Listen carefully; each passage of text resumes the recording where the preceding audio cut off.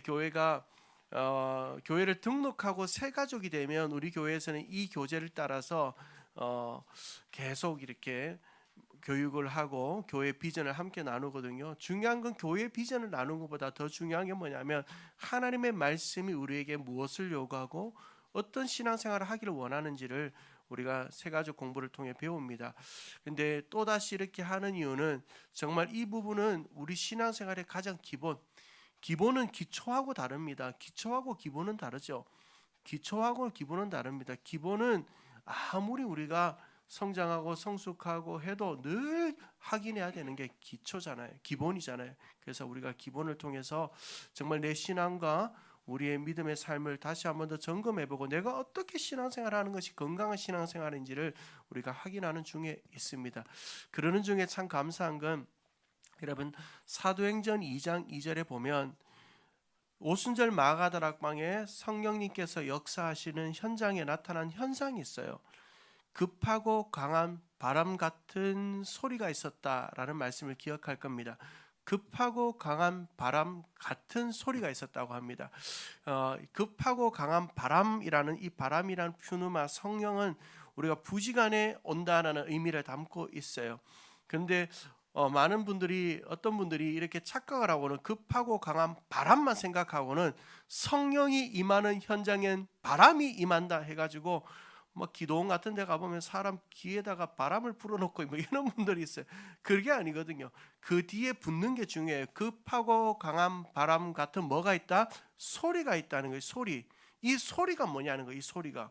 그러면 성령의 충만한 현장에는 소리가 나고 그 소리는 성령 충만함을 받은 증거가 되는데 그 소리가 뭐냐면 이런 의미가 담겨져 있습니다. 이 소리는 돌을 쪼는 소리다. 어떤 소리다? 돌을 쪼는 소리다. 여러분 근데 구약 성경에 보면 돌을 쪼는 소리가 난 현장이 하나 있습니다. 그게 뭐예요? 시내산에서 모세가 율법을 받을 때 하나님께로부터 율법을 받을 때 두 돌판에 그 율법을 새겨서 주십니다. 물론 하나님께서 뭐든 정을 갖고 새기시기야 했겠냐마는 그 의미를 담고 있는 거예요. 그러면 급하고 강한 바람 같은 소리다라는 건 결국은 뭘 말씀해요? 하나님의 말씀을 얘기하거든요. 그래서 성령 충만한 인생이 되면 말씀을 삼하게 돼요.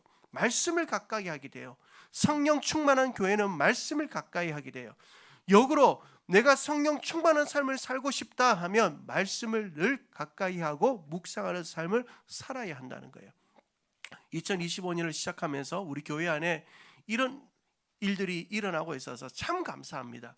요즘 말씀들을 참 많이 읽는 것 같습니다. 그리고 말씀을 참 열심히 묵상하는 것 같아요. 이렇게 보니까요, 우리 몇몇 청년들 또 집사님들이 묵상한 묵상집인데 밑줄을 다 끄가면서 제가 종종 드리는 말씀이지만 이번 기본으로 돌아가자 시리즈를 하면서 느끼는 거지만 저렇게 공부했으면 다 서울대 갔어요. 얼마나 열심히 말씀을 묵상하고 있는지. 또 하인나 우리 교회에서 사용하는 묵상 방법을 통하지 않고서도 또 본인 스스로도 말씀을 이렇게 묵상해요. 2025년 정말 말씀을 가까이 함으로 성령 충만한 하나님의 은혜를 누리는 우리 모든 성도님들 되기를 주님 축복합니다. 말씀 많이 읽으세요. 그리고 말씀을 많이 묵상하시면 좋겠습니다. 그런 의미에서 우리가 다시 기본으로 돌아가자 시리즈를 하고 있는 겁니다. 자, 오늘 기본으로 돌아가자 세 번째 시간, 오늘 주제는 주님 제가 교회입니다 라는 겁니다. 우리 같이 한번 세 번 외쳐볼까요? 시작. 주님 제가 교회입니다. 주님 제가 교회입니다. 주님 제가 교회입니다. 자, 우리 밑에 있는 부분을 제가 읽어보겠습니다. 우리는 홀로 살아가는 존재가 아닌 까닭에 이 세상에 태어나는 순간부터 가정 안에서 부모, 형제, 자매와 공동체를 이루어 살아가게 됩니다. 가족의 관계의 경험이 건강할 때 우리는 건강하게 성장할 수 있지만 그렇지 못하고 어린 시절에 사람들로부터 상처를 입게 되며 매우 건강하지 못한 성장이 이루어집니다. 이렇게 건강하지 못한 성장 경험을 제공하는 가정을 일으켜 오늘날 심리학자들은 역기능적인 가정이라고 부릅니다. 그렇죠? 사랑하는 우리 모든 성도님들의 가정이 건강한 순기능적인 역할을 감당하는 교회가 가정들이 될 수 있게 되기를 주님이 축복합니다. 근데 이런 경험이 교회 안에도 있다는 거예요. 교회라는 공동체에 경험에도 이런 유사성이 존재합니다. 과거의 교회 경험을 통해 정도 이상의 상처를 받았을 때 우리는 교회 생활에 대한 부정적 인식을 평생 동반할 수 있습니다. 건강한 교회 생활을 위해서는 속히 과거의 어두운 심상들을 극복해야 합니다. 그러기 위해서는 우리는 무엇보다 교회의 신약 성서적인 기능을 이해하고 성경이 말씀하는 기능이 뭐냐는 것을 이해하고 그 기능을 정상적으로 수행하는 건강한 일꾼이 되어야 합니다. 자, 우리 사랑하는 성도님들, 저를 잠깐 보시면 우리 교회 성도님들 중에도 다른 교회에서 신앙생활하다 여러 이유로 오신 분들이 좀 있습니다. 종종 그런 분들 가운데 이런 안타까운 얘기를 들을 때가 있습니다. 제가 다니던 교회, 섬기던 교회에서 너무 많은 힘든 일을 겪었습니다. 교회 안에서 물론 그런 일이 없어야 하겠지만 사실 교회는 그런 일들이 참 비일비재한 게 사실입니다. 그렇지만 여러분, 우리가 운전을 하고 가다가 사고가 났어요. 작은 사고든 큰 사고든 사고가 났습니다. 그렇다고 해서 나 이제 사고 났으니까 운전 2번 다시 안 할래 하는 사람은 없습니다. 그 사고의 경험을 토대로 더 안전한 운전을 하려고 몸부림치고 그것이 좋은 경험이 되죠. 그것처럼 우리가 신앙생활 하다 보면 교회에서 상처를 받은 분들이 있을 수 있습니다. 그렇다고 해서 나 교회 생활 안 할래? 이건 참 어리석은 거죠. 오히려 그 경험을 토대로 정말 건강한 교회 생활을 할 수 있도록 내 믿음을 성장시켜 가는 것은 신앙인의 좋은 태도라고 저는 말씀드릴 수 있습니다. 그런 의미에서 그러면 건강한 교회 생활에서 건강한 신앙 생활을 위해서는 교회가 어떤 역할을 하는 곳인가를 알아야 합니다. 자, 여기에서 교회라는 것은 먼저는 여러분 자신이 교회예요. 여러분 이 사실을 믿을 수 있게 되기를 지금 축복합니다. 여러분 한 사람 한 사람이 교회예요. 그러면 은혜인 교회는 뭐예요? 이 자리에 있는 우리 성도님들이 모인 한 분 한 분의 교회가 모인 유형적인 교회죠. 그런 의미에서 교회의 기능은 나에게도 적용되어야 되고 우리 교회에도 적용되어야 되는 메시지예요. 자, 오늘 우리가 이 기능을 교회가 감당해야 되는 역할 4가지를 정확하게 인식하면서 여러분이 앞으로 은혜인 교회든 또 아니면 다른 교회에서 신앙생활을 하더라도 내가 이런 교회의 역할을 감당하는 교회를 섬기고 있는가, 또한 내가 그런 교회의 기능을 감당하는 교회로 살아가고 있는가를 점검해 보시면 좋겠습니다. 자, 우리 4가지의 기능을 우리 한번 먼저 살펴봅니다. 신약자들은 교회의 4대 기능을 예배, 봉사, 교제, 선교라고 주장했습니다. 이 4가지의 기능은 각각 누구를 대상으로 한 것인지를 먼저 말씀해 봅시다. 교회는 이 4가지의 균형 있는 기능들을 감당해야 됩니다. 교회가 어떤 곳인가, 무엇을 하는 곳인가? 첫 번째, 예배하는 곳입니다. 여러분, 예배하는 교회가 될 수 있게 되기를 주님을 축복합니다. 예배는 누구를 향하여 하는 겁니까? 하나님을 향하여 드리는 겁니다. 예배는 하나님을 향하여 드리는 겁니다. 자, 교회는 두 번째로 교제의 공동체입니다. 그러면 이 교제는 누구와 함께 하는 겁니까?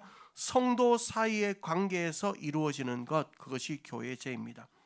그러면 봉사, 교회는 봉사하는 기관입니다. 이 봉사는 이웃과 세상을 향하여 하는 겁니다. 뭔 교회가 세상에 나가서 봉사를 해? 아니에요.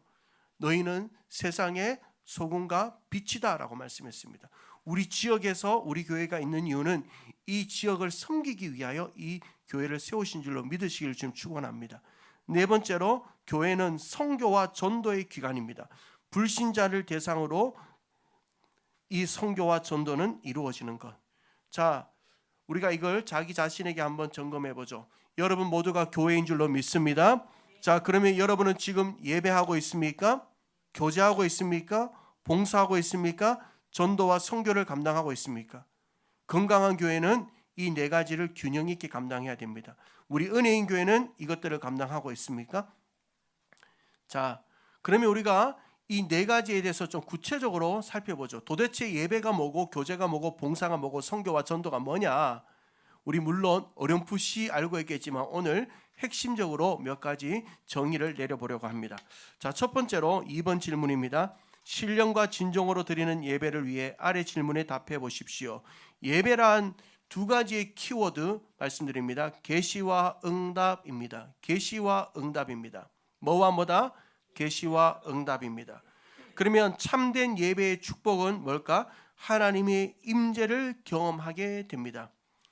예배란 계시와 응답이고 참된 예배의 축복은 하나님의 임재를 경험하는 것이다. 마태복음 18장 19절에서 20절 같이 읽어봅니다. 시작.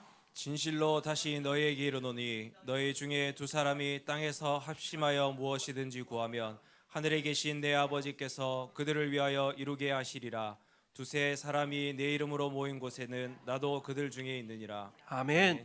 자, 여기에서 두세 사람이라는 것은 유대 공동체에서 가장 최소의 단위, 공적인 단위를 얘기합니다. 두세 사람이 모이면 한 가지의 공적인 회의가 열 수 있는 최소의 단위를 얘기합니다. 자, 그러니까 오늘은 우리가 두세 사람이 훨씬 많은 하나님의 사람들이 이 자리에 모였습니다. 누구의 이름으로? 예수 그리스도의 이름으로 모였습니다. 그러면 이 자리에 어떤 축복이 주어지고 있는 거예요? 하나님이 함께 하시는 자리인 줄로 믿습니다. 그래서 하나님은 이 자리에 함께 하셔서 상한 심령을 치료하시고 갈급한 심령의 은혜를 채우시고 병든 육체를 치료하시고 우리의 나갈 길을 가르쳐 주시고 우리의 삶에 하나님의 능력과 은혜로 찾아오셔서 우리의 삶을 붙드시고 계신 줄로 믿습니다. 그 하나님의 임재의 현장 바로 예배예요. 그러면 이 임재의 현장에서 우리는 무엇을 하는가? 계시와 응답을 해야 합니다. 계시는 누가 하는 거예요? 하나님이 우리에게 하는 거예요. 계시가 뭡니까? 계시는 여러분 시작했다 이런 계시가 아니잖아요. 계시는 뚜껑을 열어서 보여준다. 뭐라고요? 뚜껑을 열어서 보여준다라는 겁니다. 자, 여기 컵이 있습니다. 여러분 이 컵에 뚜껑이 닫혀 있으면 여기 안에 뭐가 있는지 알 수 있나요? 없나요? 알 수 없습니다. 그런데 이 뚜껑을 열어서 보면 여기 안에 물이 있구나라는 것을 알죠.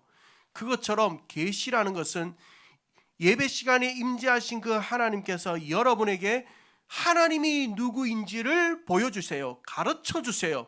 찬양 가운데 보여주세요. 경험시켜주세요. 말씀 가운데 가르쳐주세요. 보여주세요. 그래서 하나님은 오늘 우리가 찬양할 때 그 말씀이 능력이다. 하나님의 말씀을 붙들고 사는 것이 능력이라는 것을 우리에게 언커버, 뚜껑을 열어 보여주셨습니다. 계시해 준 거죠. 오늘 예배를 통해서 이 부분을 살피면서 하나님은 두세 사람이 모인 곳에 나와 함께 하시는 분이다. 그렇구나. 지금 이 자리에 하나님이 함께하고 계시구나 라는 것을 언커버, 계시해 주셨습니다. 그러면 여기에 대해 우리는 반응해야 됩니다. 응답해야 됩니다. 어떤 응답이요? 이 자리에 계신 그분께 내 마음도 열어 주님을 주목합니다. 말씀이 힘이라고 하셨으니 말씀을 붙들고 이번 한 주간도 살겠습니다라는 응답이 이루어지는 자리, 바로 그것이 예배의 자리라는 거예요. 사랑하는 성도 여러분, 예배는 임재의 축복을 누리는 자리입니다. 그리고 그 예배의 자리에서는 계시와 응답의 시간이 상호작용적으로 일어나야 되는 곳입니다. 이런 은혜가 여러분 모든 예배의 삶에 2025년 있게 되기를 주님의 이름으로 축원합니다. 자, 그러면 이런 예배를 드리는 자에게는 어떤 은혜가, 어떤 결과가 주어지는가? 히브리서 12장 2절입니다. 같이 읽어봅니다. 시작. 믿음의 주여 또 온전하게 하시는 이인 예수를 바라보자. 그는 그 앞에 있는 기쁨을 위하여 십자가를 참으사 부끄러움을 개의치 아니하시더니 하나님 보좌 우편에 앉으셨느니라. 아멘. 여러분, 우리 예전에 학교 다닐 때 배웠던 또 소설 가운데 큰 바위의 얼굴 기억나십니까? 큰 바위의 얼굴을 계속 바라보던 한 소녀가 그 큰 바위의 얼굴을 닮잖아요. 교회 안에서도 보면요, 부부들 간에는 좀 닮아요. 그래서 서로 바라보다 보면은 닮아요. 우리가 예배 시간에 임재하신 그분을 바라보며 그분의 말씀 앞에 자신을 보여주시는 그분 앞에 내 삶을 내어드릴 때 우리는 누굴 닮는 축복을 누리는가? 하나님을 닮는 거예요. 하나님 닮는 거예요. 여러분, 그래서 내가 정말 진실된 예배를 하나님께 드린다라고 하면 결국 우리는 하나님의 형상을 담는 역사가 나타날 줄로 믿습니다. 여러분, 우리가 안타깝지만 그런 일들이 좀 있었죠. 한국 사회가 또 한국 교회가 70년대, 80년대를 지나면서 참 어려운 격동의 시기를 지나왔습니다. 그러는 중에 주로 선포된 메시지가 뭐예요? 교회 가면 문제가 해결된다 하더라. 교회 가면 가난한 사람이 부유해진다 하더라. 교회 가면 질병이 낫는다 하더라 라는 것이 주된 메시지였습니다. 그런데 거기에 메시지가 국한되다 보니까 기복주의 신앙으로 한국 교회가 흘러가고 한국 사회가 교회를 마치 복 주는 곳으로만 여겨지는 추세가 있었습니다. 근데 그 속에서 선포되지 못했던, 가르치지 못했던 게 뭐냐면 변화되는 삶입니다. 변화되는 삶. 예수 그리스도 믿는 사람은 하나님의 형상을 담는 변화된 모습이 있어야 된다. 그 변화된 모습을 가지고 가정으로 가고 세상으로 가고 학교로 가고 직장으로 가서 세상을 변화시키는 것, 그것이 참된 복음의 능력임을 가르치지 못했습니다. 근데 요즘 와서는 그런 것들을 강조하는 시대가 되었죠. 여러분, 그 하나님의 형상을 담는 일, 그것은 참된 예배의 결과입니다. 우리 모두가 예배를 통하여서 단순히 문제를 해결받는 것, 내 삶에 필요한 것을 공급받는 것으로만 그쳐서는 안 됩니다. 예배를 통해 하나님을 만나야 하고 하나님을 닮아가야 합니다. 그래서 우리가 그리스도의 형상을 닮아 내 삶의 자리, 내 가정의 자리, 내 직장의 자리로 들어가서 세상을 변화시키는 하나님의 놀라운 역사가 2025년 여러분의 예배의 현장에서 시작될 수 있게 되기를 주님의 이름으로 축원합니다. 자, 그러면 이런 예배를 드리기 위해서는 우리에게 필요한 정신이 있어요. 스피릿이 있죠. 참된 예배의 정신은 하나님께 드림에 있습니다. 예배는 드리는 거예요. 오늘 예배를 여러분 보기 위하여 오신 분들 계신다면 예배를 드리러 오셨을기를 주님의 이름으로 축복합니다. 예배는 주님께 드리는 겁니다. 요한계시록 4장 10절 같이 읽어봅니다. 시작. 24 장로들이 보좌에 앉으신 이 앞에 엎드려 세세토록 살아계시는 이에 경배하고 자기의 간을 보좌 앞에 드리며, 여기 24 장로라는 것은 구약의 12지파, 신약의 12제자를 얘기합니다. 12 더하기 12 하니까 뭐가 돼요? 24가 되죠. 그러니까 예수 그리스도를 믿는 모든 사람들을 얘기합니다. 예수 믿는 모든 사람들이 보좌에 앉으신 그 주님께 자기의 간을 드리며라고 합니다. 드리며. 예배는 여러분 드리는 거예요. 예배는 내가 어떤 것을 받는 것이기 전에 예배는 드리는 겁니다. 먼저 무엇을 드려야 돼요? 여러분 마음을 드리십시오. 예배에 넣을 때 여러분의 진심 어린 마음을 드리십시오.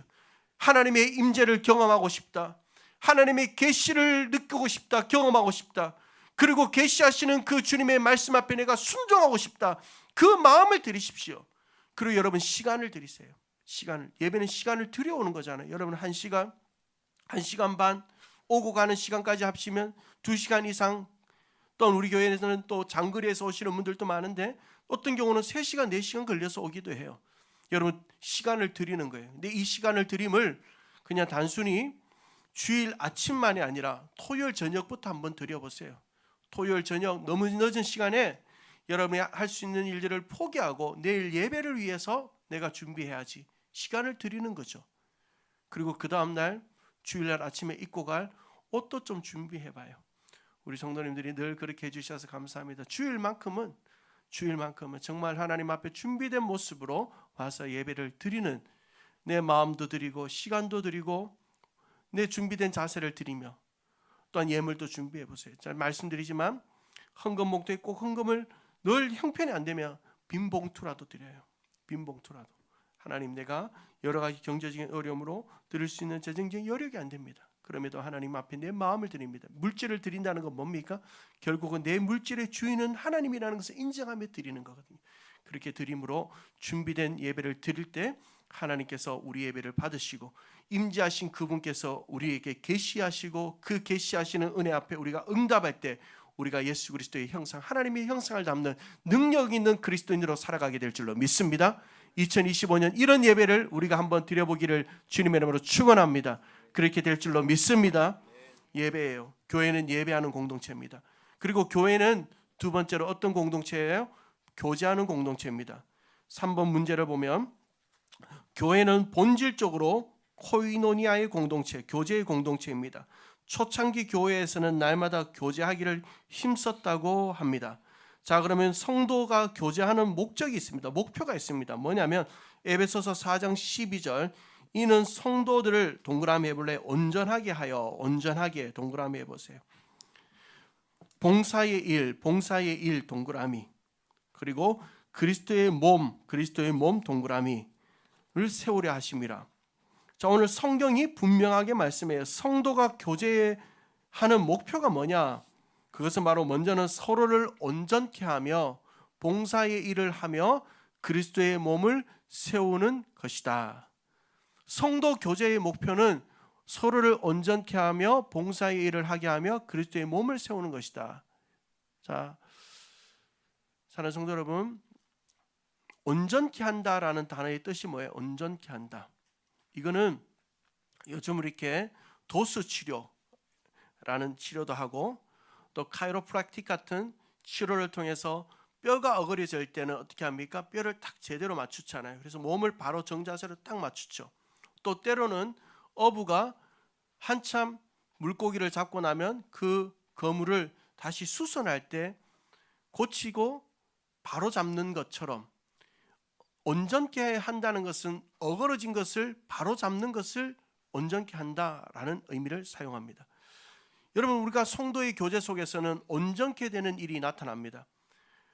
우리가 서로 예수 그리스도를 믿음으로 고백하고 서로 예수님에 대해서 얘기하다 보면 내 신앙이 어그러져 있을 때가 있어요. 무언가 치우쳐져 있을 때가 있단 말입니다. 무언가 내가 한쪽에 쏠려져서 내 삶에 문제가 있을 때가 있단 말입니다. 그런데 서로 얘기하다 보니까 나는 이렇게 생각했는데 저분의 생각을 들어보니까 내 생각이 조금 치우쳐져 있구나. 어그러진 것이 바로 잡히는 거예요. 내 가정생활은 나는 일주일에 청소 한 번도 안 하고 가정생활을 하는데 저분은 매일마다 청소하는구나. 청소는 집에서 매일 해야 되는 거구나. 그때 배우는 거예요. 그러면서 집의 환경이 달라지죠. 환경이 달라지면요, 아이들의 표정이 달라지죠. 가정의 분위기가 달라져요. 저분은 시간을 저렇게 쓰는구나. 나는 아무 계획 없이 살았는데 교제하다 보니까 저분은 하루의 일정을 저렇게 쓰고 일주일에 시간을 저렇게 쓰고 한 달의 계획을 쌓고 살아가구나. 나는 그냥 되는 대로 살았는데 그게 예수 그리스도의 삶이 아니구나. 그때 배우는 거예요. 온전케 되는 일들이 교제 안에서 일어나는 거예요. 하나님을 향한 균형이 잡히고 신앙의 균형이 잡히고 삶의 균형이 잡히고 어그러진 것들이 바로 잡히는 거예요. 그러기 위해서는, 그런 교제의 축복을 누리기 위해서는 무엇을 해야 되는가? 히브리서 10장 25절에 보면 모이기를 피하는 어떤 사람들의 습관과 같이 하지 말고 오직 그나여 그날이 가까움을 볼수록 더욱 그리하자. 그런 교제의 축복을 누리려면 이 목표들을 성취하기 위하여 우리는 무엇보다 먼저 모이기를 힘써야 합니다. 모이기를 힘써야 합니다. 여러분, 말세의 때에 나타나는 특징들이 세 가지가 있어요. 첫 번째는 사람들이 돈을 사랑하고 자기를 사랑하고 모이지를 않습니다. 여러분, 우리가 모이기를 힘쓰는 믿음의 사람들 되기를 주님의 축복합니다. 요즘 시간적으로 모이는 것만 모이는 건 아니잖아요. 어떻게 모일 수 있습니까? 그럼 각 목장들 보니까 다 카톡이 있더만요. 카톡도 하고 전화도 하면서 서로 삶을 물어보고 삶을 나누세요. 그것도 모이는 거예요. 자, 그러면 이런 모임의 시간을 통하여서 우리가 교제할 때 무엇을 격려해야 하는가? 히브리서 10장 24절에 보면 무엇보다도 서로 돌아보아 사랑과 선행을 격려해야 합니다. 사랑과 선행을 격려해야 합니다. 요즘과 같은 국정이 혼란한 시대에 사람들이 이렇게 또 모이면 자기들의 정치적인 색깔들을 교제 안에서 막 풀어놓을 때가 있어요. 물론 나라를 걱정하는 마음으로 그렇게 하는 것도 있을 수 있겠지만 사실은 교회 안에서 자신의 정치적인 것들을 너무 주장하는 것은 또 올바르지 않죠. 같은 기도 제목을 내고 기도하는 건 참 중요합니다. 나라를 위해서 여러분 많이 기도해 주시길 주님 이름으로 도전합니다. 위정자들을 위해서 많이 기도해 주시길 부탁드립니다. 이것은 성도들의 크리스찬의 마땅한 바입니다. 그런데 우리가 교제하는 목적은 뭐냐? 사랑과 선행을 격려하는 거예요. 너 이번에 참 잘했다 하더라. 참 그렇게 믿음 생활하는 게 보기 좋대. 너 그리고 이번에 말씀 듣고 그런 도전을 받아 그 도전을 따라 그렇게 살고 있다 하는 얘기를 들었어. 너 정말 잘했어 이번 주에. 근데 이것만 격려해요? 때로는 사람이 실패할 때도 있단 말이에요. 누구나 사람은 실패해. 누구나 잘못할 때가 있어. 실수할 때가 있어. 괜찮아. 그러면 이번 주에는 어떻게 성공할 수 있는지, 그 목표를 이룰 수 있을지 내가 좀 도와줄게. 내가 도와줄 수 있는 부분이 뭐가 있을까? 그래, 너 그러면 이번 주 중에 어느 날 시간을 좀 낼 수 있겠니? 내가 그 시간에 함께 만나서 그 부분에 대해서 어떻게 성공할 수 있을지 내가 좀 힘을 보태볼게. 그것이 성도들의 교제예요. 근데 안타깝게도 여러분, 어느 교회들이 보면 종종 교제를 일체 금하는 교회가 있더라고요. 저는 여러분이 은혜인 교회든 타교회를 섬기시든 앞으로 타교회를 간다 할지라도 여러분 교제를 하지 못하게 한다. 그러면 한 번쯤은 그게 정말 건강한 교회인지를 한번 점검해 볼 필요가 있습니다. 여러분, 그리고 어떤 경우는 북한도 아닌데 감시 체제로 성도들 교제하는 거 막 감시하기도 하더라고요. 별로 좋지 못해요. 왜냐하면 교제는 교회의 좋은 하나님께서 허락하신 축복이고 교회의 기능이기 때문입니다. 자, 그러면 교회의 세 번째 기능 봉사는 어떻게 하는 것인가? 봉사는 마태복음 25장 14절에서 30절에 보면 달란트 비유를 통해 봉사의 원리가 나옵니다.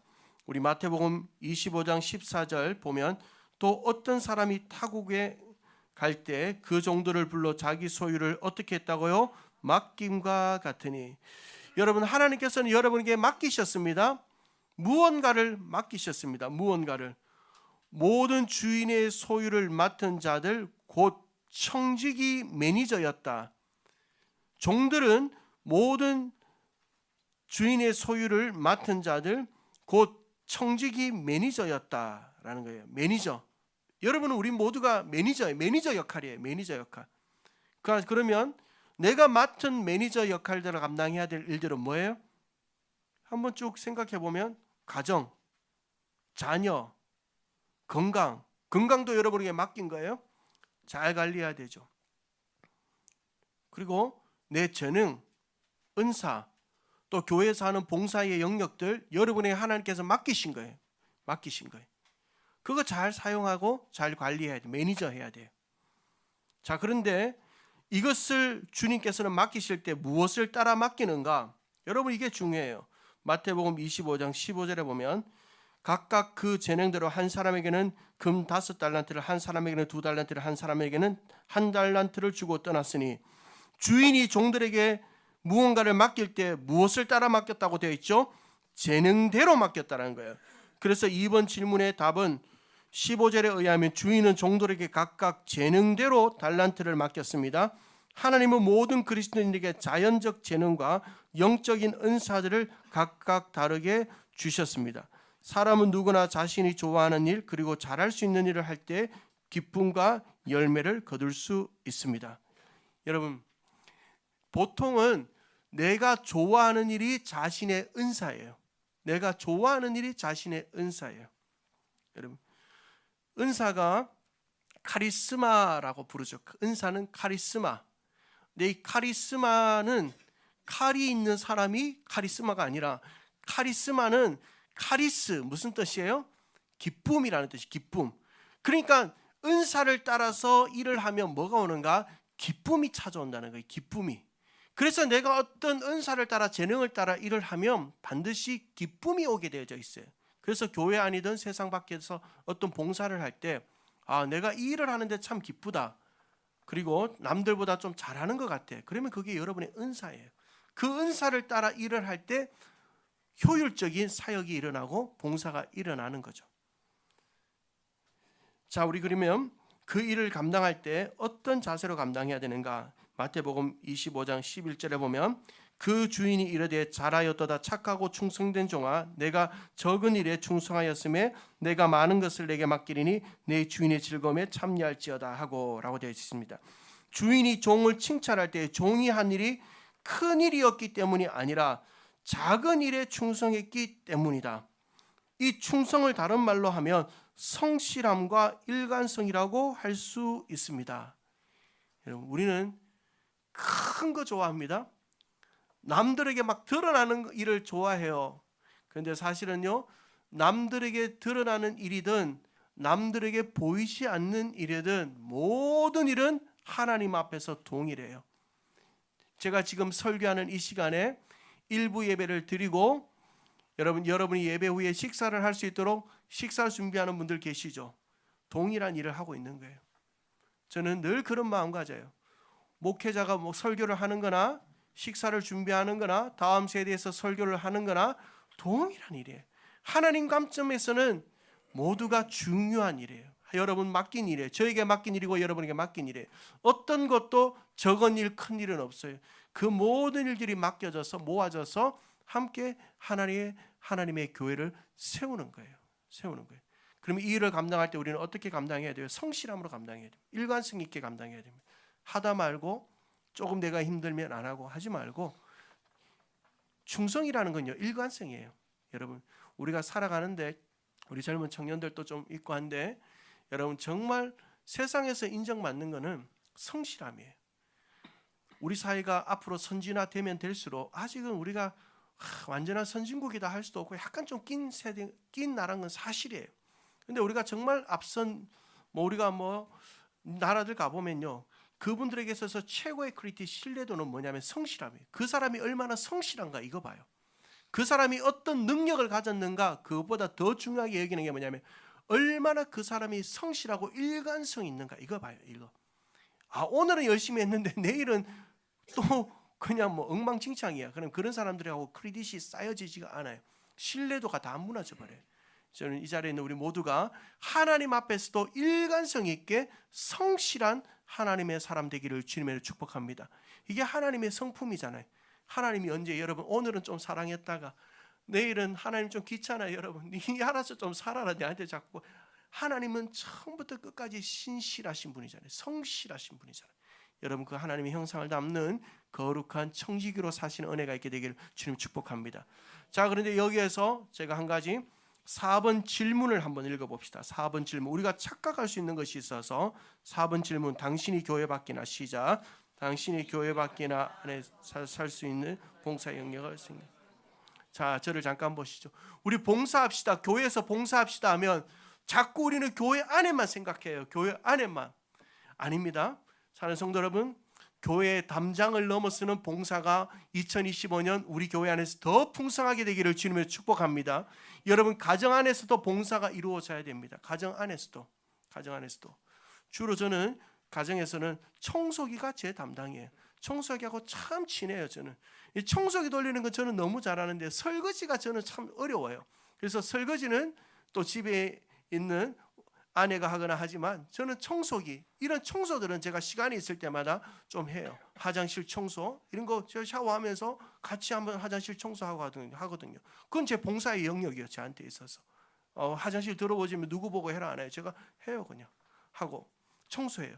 또 세상에 나아가서도 여러분 직장에서도 여러분 봉사의 영역을 가져요. 누가 시켜서 하지 말고 직장에 갔는데 이 부분은 요거 하면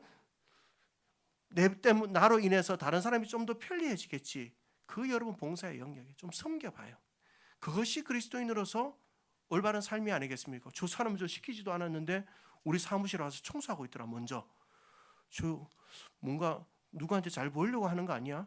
그런 거 아니란 말이에요. 그냥 내가 직장 종로니까 같이 한번 하는 거예요. 근데 저 사람 예수 믿는 사람 뭔가 다르더라. 거기에서 우리의 영향력이 나타나는 거 아니겠어요?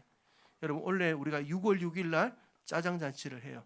8월 15일 날 항상 했는데 하니까요 너무 더워가지고 짜장면을 만들다 우리가 짜장 될 것 같아요. 그래서 이번에는 6월 6일 날 해요.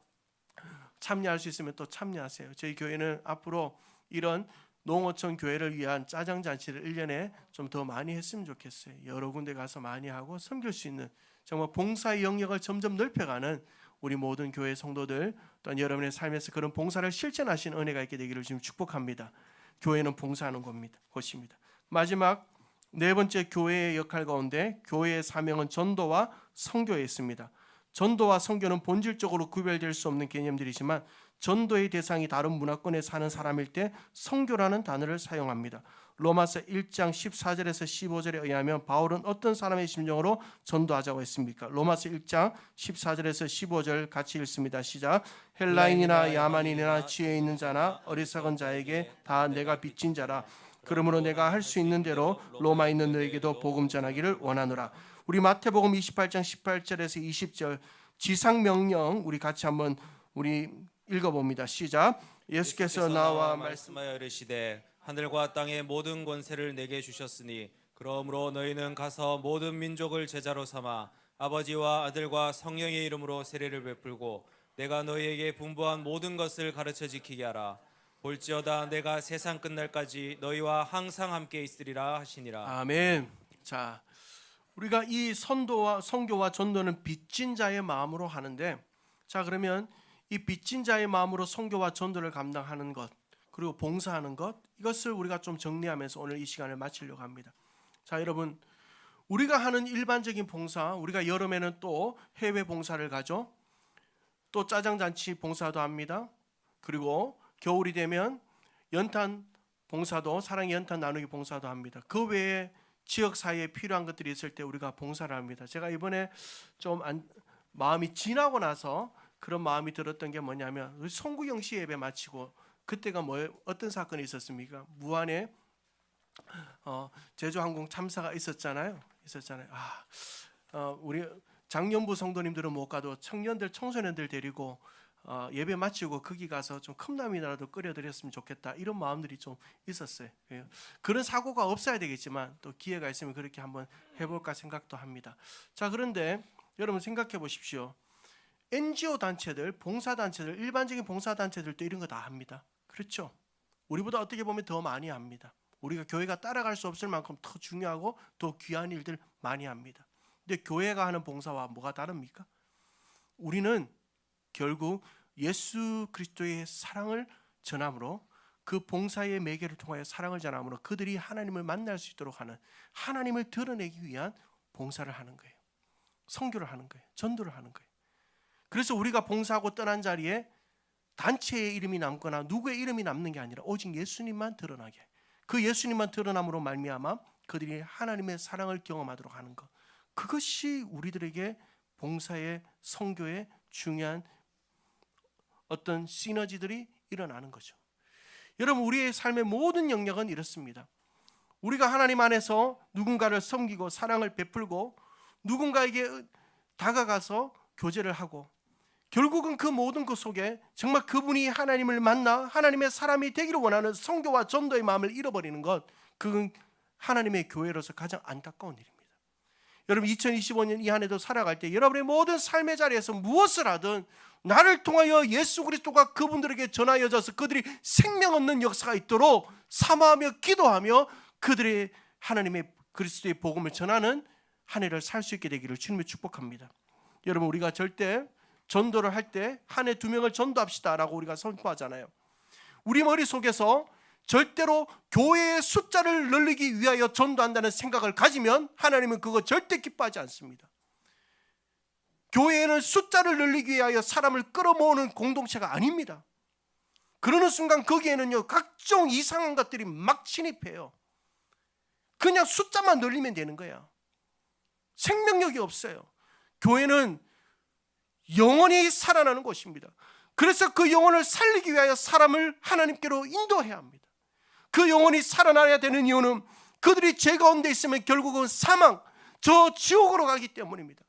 그 하나님의 마음을 가지고 우리가 그 한 영혼을 찾아내어 그들을 생명을 전함으로 말하면 예수 그리스도를 만남으로 말하면 그들이 하나님의 사람 되게 하는 것, 그것이 교회가 전도하는 본질적인 이유예요. 선교하는 본질적인 이유라는 거예요. 이 불타는 심령을 저와 여러분이 가지고 교회로 살아가시는 은혜가 있게 되기를 주님을 축복합니다. 우리는 교회입니다. 저와 여러분은 교회입니다. 교회는 예배해야 합니다. 매일매일 몇 시간 몇 시간 여러분의 삶이 예배가 되도록 하십시오. 교회는 교제의 공동체입니다. 교회는 봉사의 공동체입니다. 교회는 선교와 전도를 감당해야 합니다. 여러분, 2025년 교회로 부름받은 여러분이 2025년 이 안에 예배하는 교회로서, 봉사하는 교회로서, 교제하는 교회로서, 선교와 전도하는 교회로서 살아가시기를 주님으로 축원합니다. 그리고 그런 교회들이 모여 복음으로 부름받은 에클레시아들이 모인 이 교회가 이 한 해도 하나님을 예배하고 서로 성도 안에 교제하며 세상을 봉사하고 세상을 향하여 봉사를 흘러보내며, 또한 그 가운데 예수 그리스도의 십자가의 피 묻은 복음을 전하여 생명을 살리는 전도와 선교의 사역을 감당하는 교회가 될 수 있게 되기를 주님의 이름으로 축원합니다. 우리 마지막으로 같이 한번 할까요? 주님, 제가 교회입니다.